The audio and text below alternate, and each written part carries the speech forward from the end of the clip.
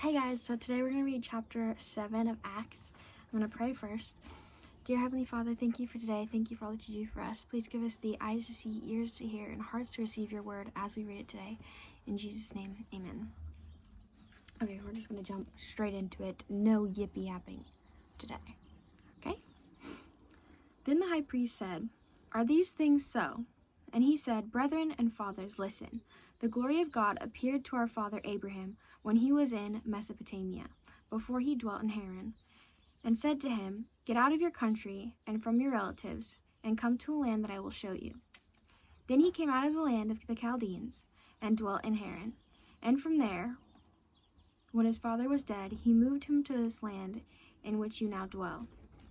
And God gave him no inheritance in it, not even enough to set his foot on. But even when Abraham had no child, he promised to give it to him for a possession, and to his descendants after him. But God spoke in this way, that his descendants would dwell in a foreign land, and that they would bring them into bondage and oppress them for 400 years. And the nation to whom they will be in bondage I will judge, said God. And after that they shall come out and serve me in this place." Then he gave him the covenant of circumcision. And so Abraham begot Isaac and circumcised him on the 8th day, and Isaac begat Jacob, and Jacob begat the 12 patriarchs. And the patriarchs, becoming envious, sold Joseph into Egypt. But God was with him, and delivered him out of all his troubles, and gave him favor and wisdom in the presence of Pharaoh, king of Egypt. And he made him governor over Egypt and all his house.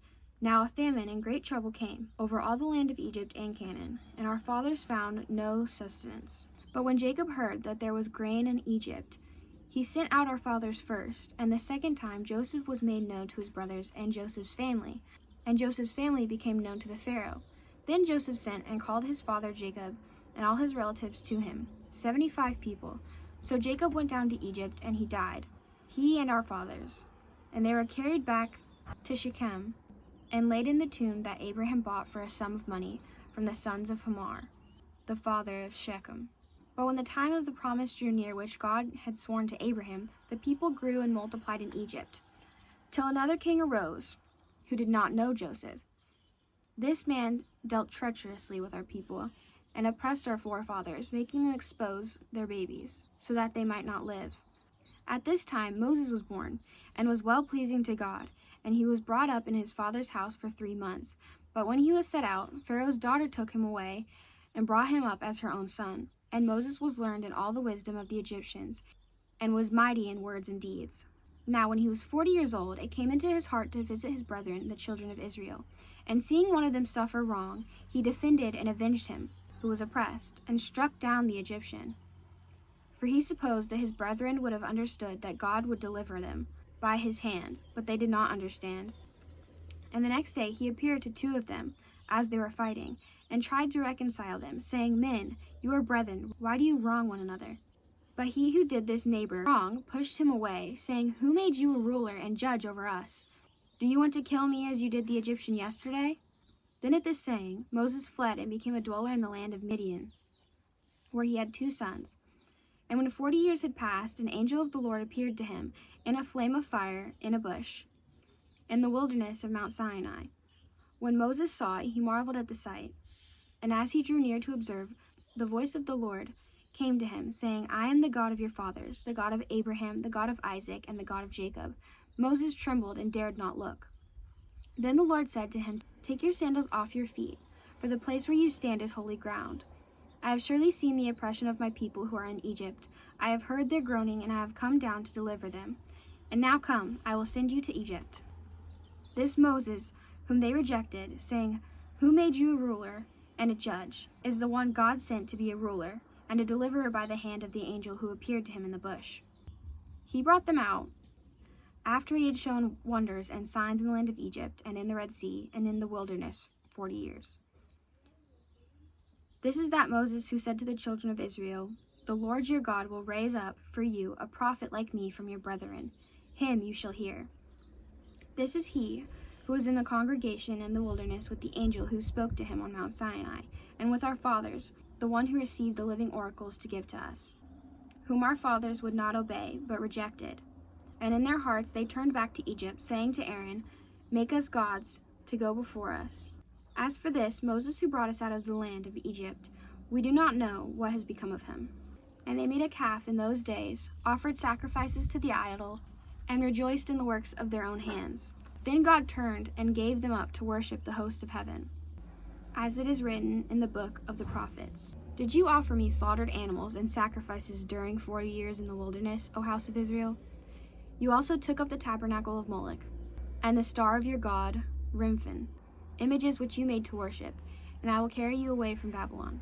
Our fathers had the tabernacle of witness in the wilderness, as he appointed, instructing Moses to make it according to the pattern that he had seen, which our fathers, having received in turn, also brought with Joshua into the land possessed by the Gentiles, whom God drove out before the face of our fathers until the days of David, who found favor before God and asked to find a dwelling of the God of Jacob. But Solomon built him a house. However, the Most High does not dwell in temples made with hands, as the prophet says, "Heaven is my throne and earth is my footstool. What house will you build for me, says the Lord?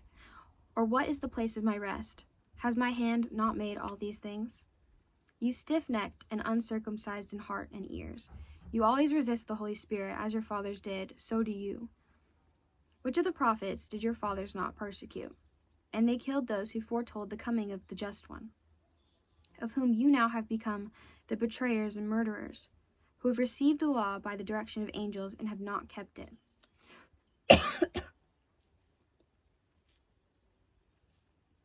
When they heard these things, they were cut to the heart, and they gnashed at him with their teeth. But he, being full of the Holy Spirit, gazed into heaven and saw the glory of God, and Jesus standing at the right hand of God, and said, "Look, I see the heavens opened, and the Son of Man standing at the right hand of God." Then they cried out with a loud voice, stopped their ears, and ran at him with one accord. And they cast him out of the city and stoned him. And the witnesses laid down their clothes at the feet of the young man named Saul.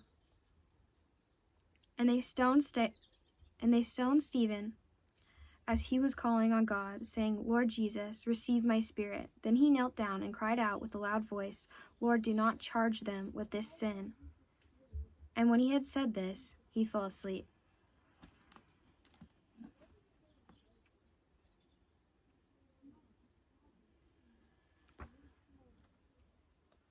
That was very much a "those who claim to live in him must live as Jesus did" moment, where he literally said to forgive them before he died. That's beautiful. Anyway, that's all for this video. I love you, and Jesus loves you more.